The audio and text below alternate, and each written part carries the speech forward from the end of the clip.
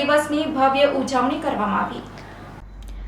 મુન્દ્રા બારોઈ નગરપાલિકા દ્વારા જવાહર ચોક ખાતે ધ્વજવંદનના કાર્યક્રમનું આયોજન કરવામાં આવ્યું હતું।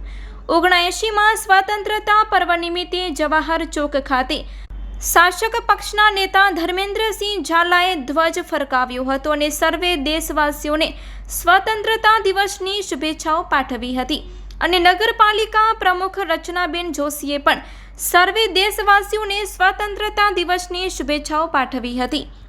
મુન્દ્રા શહેરની સમગ્ર પ્રજા ઉત્સાહભેર રાષ્ટ્રધ્વજને સલામી આપી હતી। સાથે પોલીસ જવાનોએ પણ રાષ્ટ્રધ્વજને સલામી આપી હતી। આ કાર્યક્રમનું સંચાલન દિલીપભાઈ ગોર અને જીતેન્દ્રભાઈ માલમે કર્યું હતું। નમસ્કાર સૌને। આપના માધ્યમ દ્વારા સર્વપ્રથમ તો 79માં સ્વતંત્ર પર્વની મુન્દ્રા બારોઈના સૌ નગરજનોને ખૂબ ખૂબ શુભેચ્છાઓ।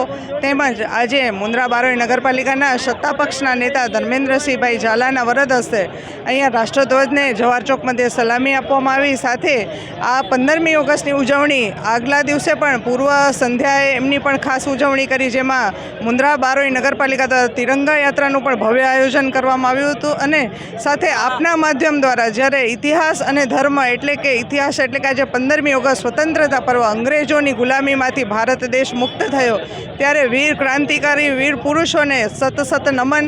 અને ધર્મ એટલે કે કાલ 16 તારીખ અને જન્માષ્ટમી જ્યારે ઉજવાઈ રહી છે ત્યારે ભગવાન દ્વારિકાધીશનો પ્રાગટ્ય દિવસ, તો ધર્મની પણ ઉજવણી છે। તો ઇતિહાસ અને ધર્મની ઉજવણીની સર્વે દેશવાસીઓને મુન્દ્રા બારોઈના સૌ નગરજનોને ખૂબ ખૂબ શુભેચ્છાઓ પાઠવું છું। અસ્તુ ભારત માતા કી જય।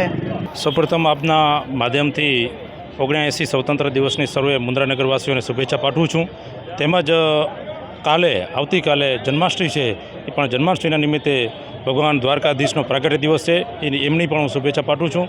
અને સ્વતંત્ર દિવસની અંદર દેશના આઝાદીમાં જે કોઈ લડવૈયા હોય, જે યોદ્ધા હોય, એ દેશને આઝાદી આપી એવા વીરો આપણા જવાનોને કોઈ દિવસ આપણે ભૂલી ન શકીએ। અને જે એમાં પણ શહીદો પામેલા હોય એમને હું શ્રદ્ધાંજલિ પણ આપું છું।